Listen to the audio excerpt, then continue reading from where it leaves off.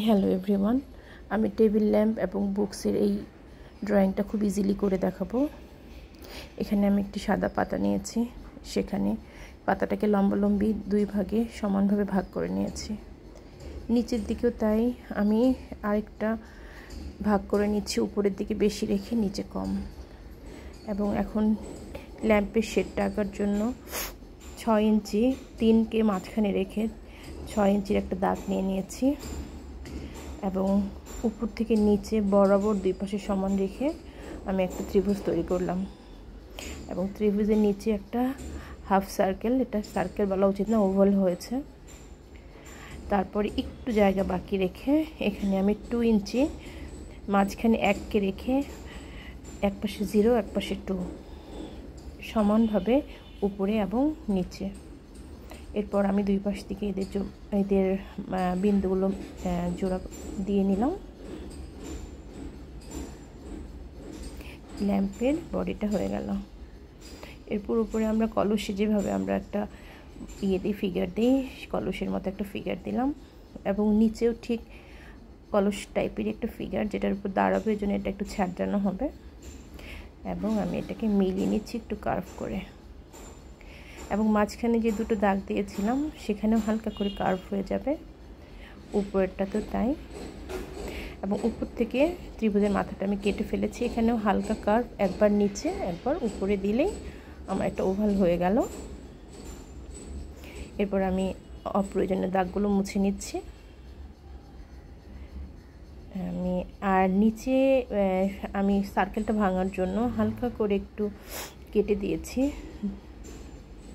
এখন আমি বুকসগুলো আঁকবো। বুকসগুলো আঁকার জন্য আমার আসলে একটা চতুর্ভুজ লাগবে, রেক্ট্যাঙ্গেল, যেটা এঁকে নিয়েই আমরা যেভাবে কিউবয়েড বলা হয়, ইটের আকৃতি বানানো হয়, সেভাবে একটা আকৃতি করে নিয়েছি এবং পাশগুলোতে হালকা একটা সার্কেল দিয়ে নিলেই আমার বইটা হয়ে গেছে, একটা বই। এবং নিচ থেকে আরেকটা বই বের করার জন্য আমি যেটা করছি, সামনে থেকে মানে ঠিক একইভাবে দাগগুলোকে বাড়িয়ে নিচ্ছি। যতটুকুন জায়গা আমি বাম পাশ থেকে নিয়েছি কমিয়ে, ততটুকুন জায়গা আমি ডান দিকে বাড়িয়ে নিয়েছি। একইভাবে নিচের দিকে যেটুকুন বাড়িয়ে নিয়েছি, উপরের দিকে ততটুকুন কমিয়ে নিয়েছি এবং একইভাবে ইটের আকৃতি দিয়ে দিলাম। মনে হচ্ছে একটা বইয়ের উপরে আরেকটা বই বসে আছে। এরপরে আমি টেবিল ল্যাম্পের শেডটা এবং বডির মধ্যে কিছু নকশা করে নিচ্ছি, যেটা দেখতে ভালো লাগে। নকশাগুলো চাইলে যে যার মতো করতে পারে, কিন্তু এখানে এই ছবিটা ফলো করতে চাইলে আমার মতো করেও করে ফেলতে পারে বাচ্চারা।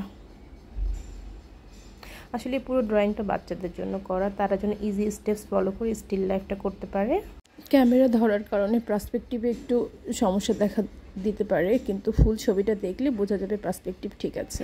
এরপরে ছবিটা আঁকা হয়ে গেলে আমরা যেটা করব, আউটলাইনগুলো করব। আউটলাইনের সময় একটা জিনিস খেয়াল রাখলে খুব ভালো হয়, এই পুরো ছবিটাতে স্কেলের খুব প্রয়োজন আছে এবং স্কেল দিয়ে প্রথমে যে দাগগুলো খুবই স্ট্রেট, সেগুলো স্কেল দিয়েই আউটলাইন করে নেওয়া ভালো। স্কেলটাকে ধরলে খুব স্ট্রেট হয়। বাকিগুলো হাতে করে নিয়ে খুব সুন্দরভাবে রিমুভ করে ফেললেই আমাদের ড্রয়িংটা কমপ্লিট হয়ে গেল। কালারের ভিডিওটা আমি পরে পোস্ট দেবো আবার। Thank you.